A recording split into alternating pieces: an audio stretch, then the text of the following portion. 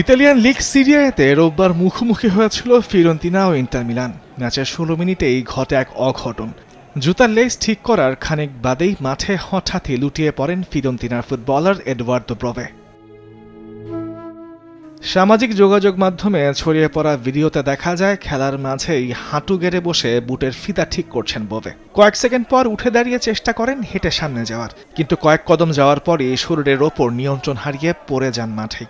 ব্রোভেকে এভাবে পড়ে যেতে দেখে কাছে থাকা ইন্টার ও ফিওরেন্তিনার ফুটবলাররা তাৎক্ষণিকভাবে এগিয়ে আসেন তার কাছে, তৈরি করেন মানব দেয়াল। পরিস্থিতি বুঝতে পেরে চিকিৎসক দলকে মাঠে আসার জন্য ডাক দেন দুই দলের ফুটবলাররাই। অ্যাম্বুলেন্স মাঠে আসতে দেরি হয়, ফুটবলার ও দর্শকরা উদ্বেগও প্রকাশ করেন খানিক বাদে।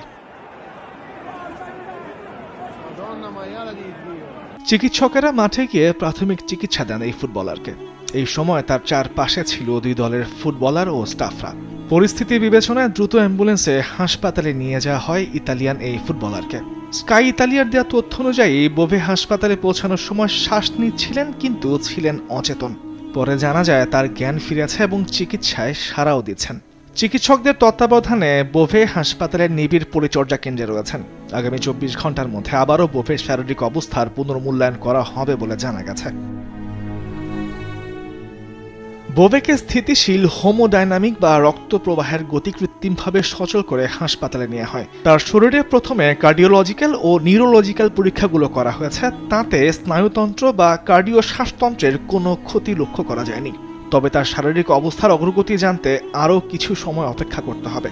আপাতত তাকে ফার্মালজিক্যাল সিডেশন বা ওষুধের মাধ্যমে অচেতন করে রাখা হয়েছে পরবর্তী শারীরিক অবস্থা বোঝার জন্য। গত আগস্টে এক মৌসুমের জন্য ধারে এসে রোমা থেকে ফিওরেন্তিনায় যোগ দেন ব্রোভে।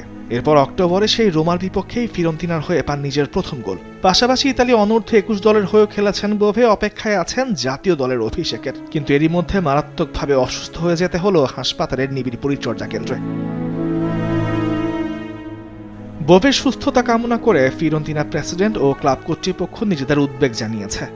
ঘটনার প্রভাব এতটাই গভীর ছিল যে ফিওরেন্তিনা ও ইন্টারের ফুটবলাররা মানসিকভাবে খেলা চালিয়ে যাওয়ার মতো অবস্থায় ছিলেন না, আর স্বভাবতই এই ঘটনার পরে ম্যাচটি পরিত্যক্ত ঘোষণা করা হয়। তামিমুর রহমান, স্পোর্টস ডেস্ক, দেশ টিভি।